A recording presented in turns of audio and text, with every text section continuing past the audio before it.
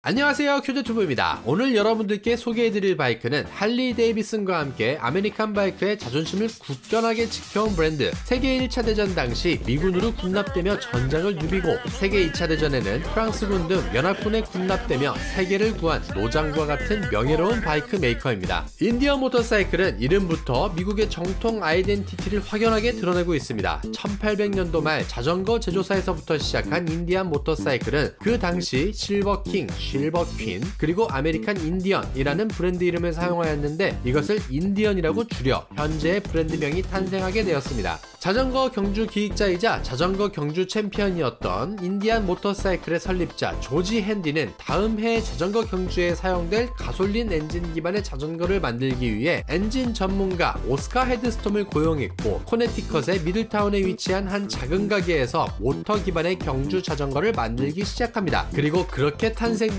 바이크가 강력한 성능과 신뢰성이 입증되며 워싱턴 스트리트에 대규모 생산 공장을 짓게 됩니다. 인디언 모터사이클은 점차 세계 최고 신기록을 세우거나 내구 레이스에서 우승을 하며 승승장구를 하게 되죠. 그리고 산업의 발달으로 인디언 모터사이클은 V-트윈 엔진으로 점차 분야를 넓혀가기 시작합니다. 각종 오토바이 레이스에서 연이은 우승과 내구력의 검증을 받아 미국을 대표하는 바이크 메이커로 발돋움하게 되죠. 지금의 아메리칸 라인의 외형과 역사가 조금 괴리가 있어 더욱 흥미로운 사실이네요. 그렇게 산업혁명 특수를 누리던 미국은 1917년 세계 1차 대전에 참전하게 되고 미국 모터사이클 업계에서 가장 신뢰받고 있던 인디언 모터사이클은 전시에 5만여 대에 달하는 모터사이클을 미군에 군납하며 당시 미군 병력에 큰 도움을 주게 됩니다. 하지만 그 결과 인디언 모터사이클의 딜러들은 재고 부족과 함께 판매 부진이라는 명함으로 고통을 받기도 했지요. 1919년 10월 드디어 처음으로 오늘 소개해드리는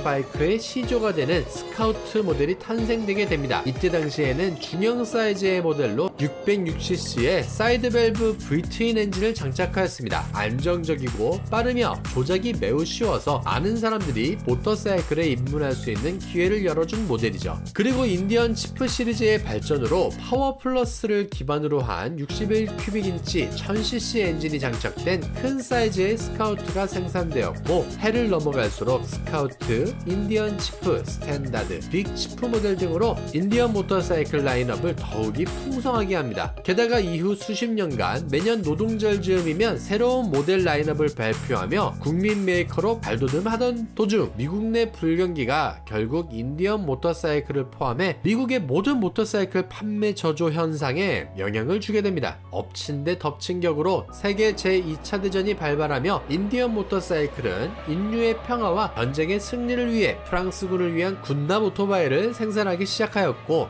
이는 또다시 인디언 모터사이클이 군납에 치중하고 일반적인 소비자들에게는 매우 적은 물량만을 공급하게 되는 악영향으로 흘러가게 됩니다. 애국심과 사명감으로 전시에는 인류의 평화를 위해 달려온 인디언 모터사이클이 평화의 시대가 도래하자 또다시 각종 레이스와 새로운 모델 생산에 주력을 하지만 전시에 벌어들이지 못한 막대한 회사 운영자금의 영향으로 몇 년간 모든 영업과 모든 생산 라인을 중단하게 되는 뼈아픈 고통을 겪기도 합니다. 결국 도산 위기를 겪게 된 인디언 모터사이클은 애국심으로 국가를 지켜온 공로를 높이 인정받아 모터사이클 협회에 매각되게 되고 다시 스피드 세계 기록의 열정에 불을 지펴 고집스러운 열정과 함께 엔진을 돌리기 시작합니다. 이러한 고집과 열정이 라이더와 함께 잘 어우러져 오토바이를 좋아하신다면 누구나 사랑하는 영화인 세상에서 가장 빠른 인디언이라는 영화의 기초가 되는 68세 할아버지가 세계 신기록을 수림하는 경이로운 결과를 내게 됩니다.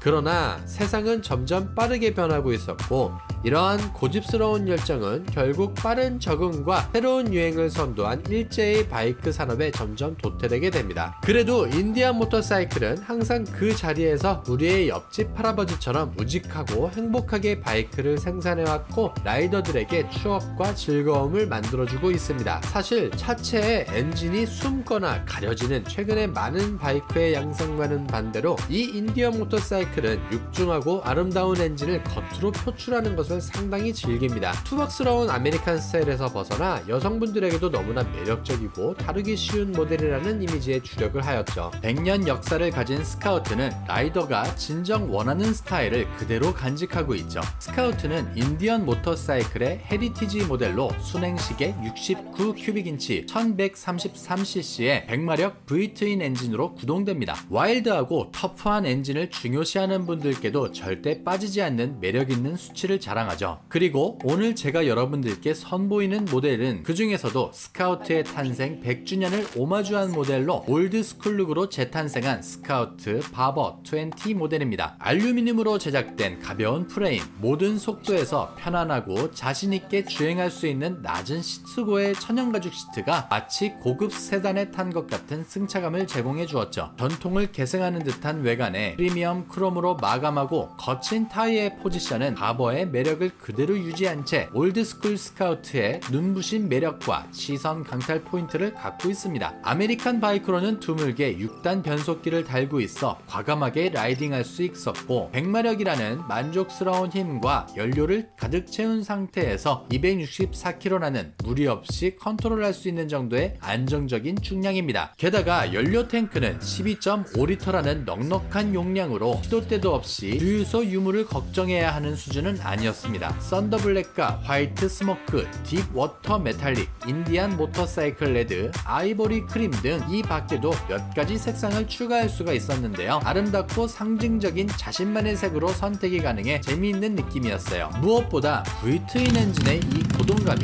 바버 스타일의 편안하고 멋진 자태에 잘 어우러져 바이크의 즐거움을 배로 느끼게 해주는 재미진 모델이었습니다. 스플리트 듀얼 배기, 크로스오버의 머플러는 정말 멋스럽고 우아한 자태를 뽐내고 있었으며 아메리칸 타입의 바이크에서 매력을 느끼시는 분들이 부담없고 힘들지 않게 타시기에는 부족함이 없는 스카우트 바버 20. 이 바이크는 누구나 오토바이를 즐겁고 편안하게 익힐 수 있도록 고안된 스카우트의 정신을 그대로 계승하고 있습니다. 정말 오토바이를 타고 있는 내내 무난하고 또 편안하다는 생각을 지울 수가 없었는데요. 조금 아쉬운 점은 스위퍼 클러치나 퀵시프터 등을 채택하지 않고 있어 이런 부분에서의 전통을 계승한 오토바이의 역사와 과거를 표현했다는 부분에서는 조금 마음에 안 들었어요. 오토바이를 타는 내내 마치 어디에서도 접할 수 있는 미국산 소고기의 터프한 식감이 떠오르기도 했어요. 최근 퀵시프터와 스위퍼 클러치의 부드러움에 적응이 된 저의 왼손은 어느 순간부터 고통을 울부짖기 시작했습니다. 즐겁고 경쾌한 기분이 이 왼손의 피로감 때문에 반감되는 감도 느껴졌었죠. 또 보고만 있어도 피로해지는 부분에서 전통성과 역사를 계승한 부분이 한 가지 더 있었는데요. 전면 헤드라이트에 LED 라이트를 옵션으로 빼버렸더라고요. 기본 사양은 보시다시피 LED가 아닙니다. 사실 겉모습에서는 전통성을 고수하더라도 라이더의 편의나 안전장비에서는 최신 전자장비를 넣는 것이 트렌드와 복고 열풍의 중간 타협 같은 느낌인데요. 스카우트 모델은 그런 게 없었습니다. 겉모습은 어느 정도 현대화에 발을 맞춘 느낌이 강했지만 운전석에서 느껴지는 느낌은 상당히 전통을 고수했었죠. 그리고 가격이 전자장비라고는 LED하고 ABS하고 몇 가지 들어가지 않았는데도 중형차 한 대 값인 가격이 형성이 되어 있죠. 이 마크와 섬세한 브랜드의 표식이 그만큼의 가치를 형성해주고 있는 것인지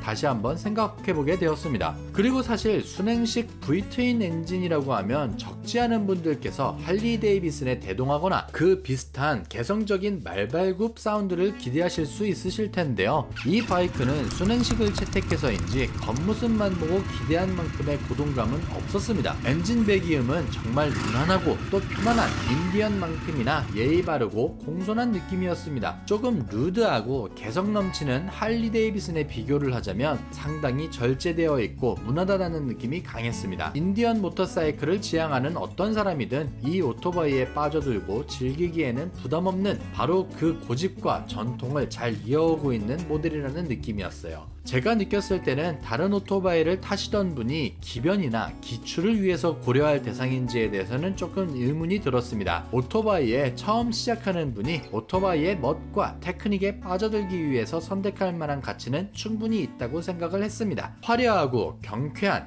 그리고 파워풀한 느낌과는 조금 떨어져 있을지는 모르지만 오래된 전통과 지혜를 간직한 옆집 할아버지의 보물창고를 할아버지의 손을 잡고 함께하는 듯한 참으로 여유롭고 무난한 바이크라는 설명이 적절할 것 같아요. 최근 일본 바이크의 시장 잠식과 더불어 유럽 바이크들의 일지화로 그러한 부분에 불만을 갖고 계시는 분들도 상당량 존재하시는데요. 쓸데없는 전자장비가 오토바이의 정통성을 훼손하고 있다고 불평하시는 분들 또한 계시죠. 그러한 분들께 이 인디언 모터사이클의 고집스럽고 정통스러운 매력적인 부분이 그분들의 마음을 정화시켜 줄 거라고 생각을 합니다. 오늘도 시청해주셔서 감사합니다. 라이더 여러분들도 언제나 행복하시고 안전운전하세요. 표제TV였습니다.